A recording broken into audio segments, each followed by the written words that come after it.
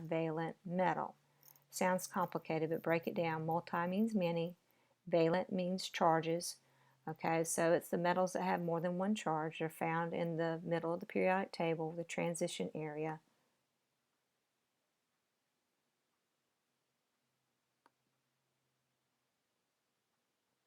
When you name these, you'll write the name of the metal, cation, write the name of the anion with IDE, or if it's a polyatomic name, just the polyatomic ion name. All right, you're going to need to determine the total negative charge.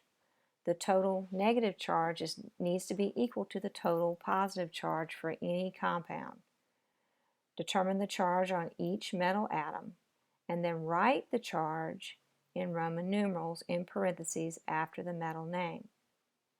Now this sounds complicated, and it does take a little bit of time to learn it, but it's not going to be as bad as you think once we try it.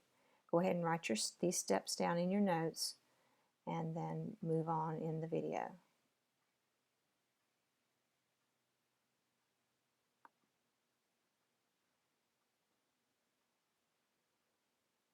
So you remember that we learned that this column is a +1 charge, this column is a +2 charge, +3 for aluminum's column. Over here we have ±4 for carbon's column. Then nitrogen was the -3 or 3-, and then -2 or 2- for oxygen, -1 or 1-, and then the final noble gas group is a 0 charge. All these metals underneath the stair step and in the middle right here, these are the ones that are going to need Roman numerals. For example, here we have copper with chlorine, which is copper chloride. But which copper is this? You remember from your quizzes that copper could be +1 or +2. And so the names that we learned were copper Roman numeral 1 or copper Roman numeral 2. So let's figure out which one we have here. You do this by looking at what it's combined with. You find this anion on your periodic table, figure out its charge. Okay, so we know this is copper, we know this is chloride. Now we're just trying to figure out which copper we're dealing with. Chlorine is a -1 charge, so this half of the compound is now -1. This half of the compound needs to balance it out to 0, so it needs to be a +1 charge. Therefore, copper must be a +1. So you write in here Roman numeral 1 in between the two names, put parentheses around it so that it's obvious what you're saying. This is copper 1 chloride. Here's another example. Fe2CO3 in parentheses 3. All right, you learned this is iron, and you've learned that this is carbonate. Now we need to figure out, is this iron 2 or is this iron 3? You had both on your quizzes. So you check out the charge of this anion. On the periodic table, you look at it, figure out that carbonate's a -2 charge, and there are 3 of them. So that makes a total of -6.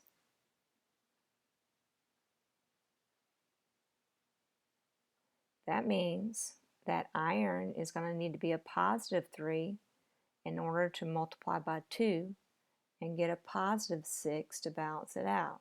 So this charge right here at the top for iron must be a 3, and you can see that that 3 crossed over the carbonate and is showing there, and that the -2 charge from the carbonate is showing behind the iron.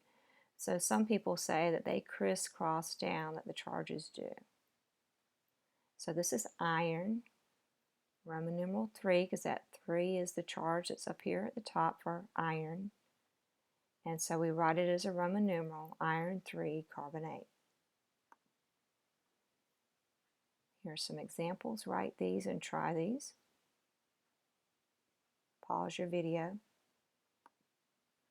Here are the answers. We have lead 2 chloride, because chlorine is a -1 times 2 is -2. So lead needs to be a +2 times 1 to balance out a +2 for that -2. So it's lead 2 chloride. And so you can see that this one must be lead 4 chloride. This one's a little bit trickier because, well, I don't see any numbers down here, but I know that oxygen is a -2, and the 2's not showing behind the manganese. So that tells me that manganese must have had a +2. It balanced out the -2, and so neither one of them needed a subscript at all. So this is manganese 2, even though we don't see the 2's down here. We know oxygen's a -2, and that clues us in that manganese must be a +2. In this case, it's easier to see because manganese is a 3, and so the 3 crisscrossed over the oxygen, and the 2 from the oxygen that we couldn't see before is now down here. So this is manganese 3 oxide. The last type of naming is probably the easiest one and the most fun to do.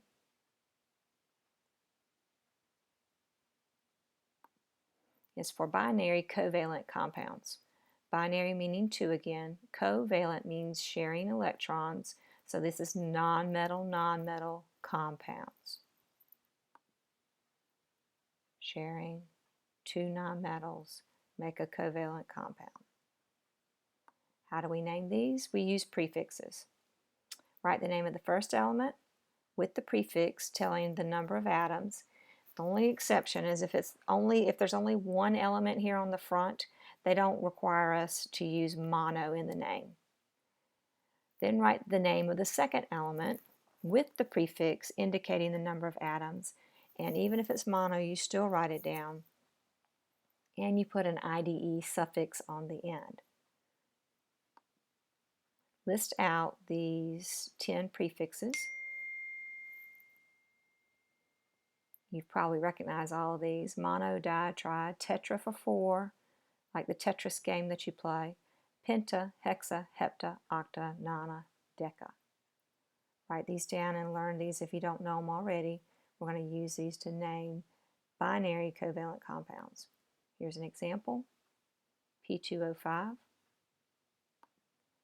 You have 2 nonmetals, phosphorus and oxygen, but you needed to say how many electrons are being shared between them by showing the little subscripts in the name.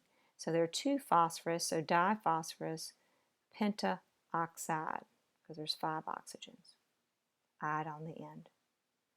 Here's another example.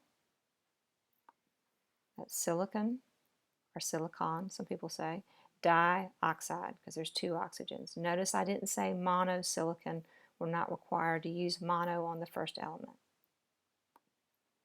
Here are some more. Write these and see if you can name them. Pause your video if needed.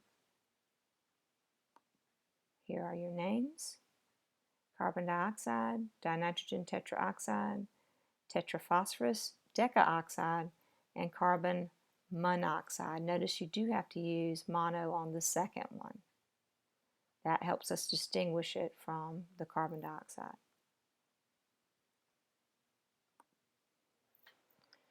So when you're naming, you look for, you look at your compound or formula first.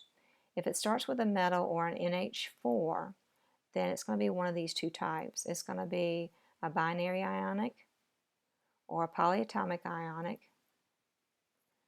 And if it doesn't start with a metal or NH4, then it's going to be a binary covalent compound where we use our prefixes.